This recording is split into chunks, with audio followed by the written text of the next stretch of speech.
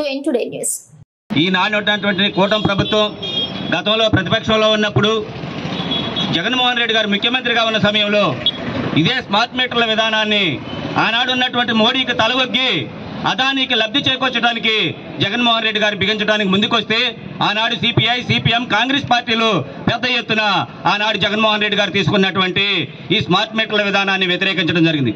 దానిలో భాగంగానే తెలుగుదేశం పార్టీ కూడా ఈనాడు మంత్రిగా ఉన్నటువంటి లోకేష్ ప్రధాన కార్యదర్శిగా ఉండి జాతీయ ప్రధాన కార్యదర్శి అని చెప్పుకుంటున్నటువంటి నారా లోకేష్ గారు స్మార్ట్ మీటర్లు ఎవరైనా బిగిస్తే పగలగొట్టండి, మేమున్నాము, తెలుగుదేశం పార్టీ అండగా ఉంటుందని చెప్పేసి ఆనాడు ఊరూరా తిరుగుతా ఓదరగొట్టారు.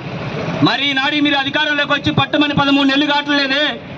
అప్పుడే బీజేపీ మెప్పు పొందడానికి, అదాని మెప్పు పొందడానికి, మోడీ మెప్పు పొందడానికి ఈ స్మార్ట్ మీటర్లను యుద్ధ ప్రాతిపదికన బిగిస్తున్నారే.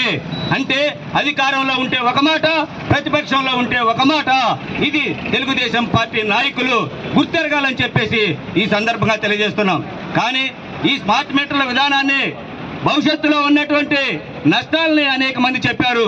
ఎందుకంటే మన సెల్ ఫోన్లో రీఛార్జ్ చేయకపోతే ఫోన్ ఎలా ఆగిపోతుందో స్మార్ట్ మీటర్లు బిగిస్తే రేపు ఇళ్లలో కరెంటు కూడా అదే విధంగా షాపుల్లో కరెంటు కూడా ఆగిపోవటం జరుగుతుంది. కానీ అదే మనకి ఇప్పుడున్న మీటర్లు అయితే ఒక 100 రూపాయల ఫైన్ తోటి వచ్చే నెలలోనైనా బిల్లు కట్టుకోవచ్చు. కానీ అది ఛార్జింగ్ అయిపోయిన తర్వాత అర్ధరాత్రి అయిపోవచ్చు, అపరాత్రి ఆగిపోవచ్చు, ఏ టైంలో ఆగిపోద్దో తెలియదు. మళ్ళీ మనం రీఛార్జ్ చేసేంత వరకు కూడా కరెంట్ రాదు. కానీ వాళ్ళ ఫైన్ తోటైనా సరే కట్టుకోవడానికి అవకాశం ఉంది.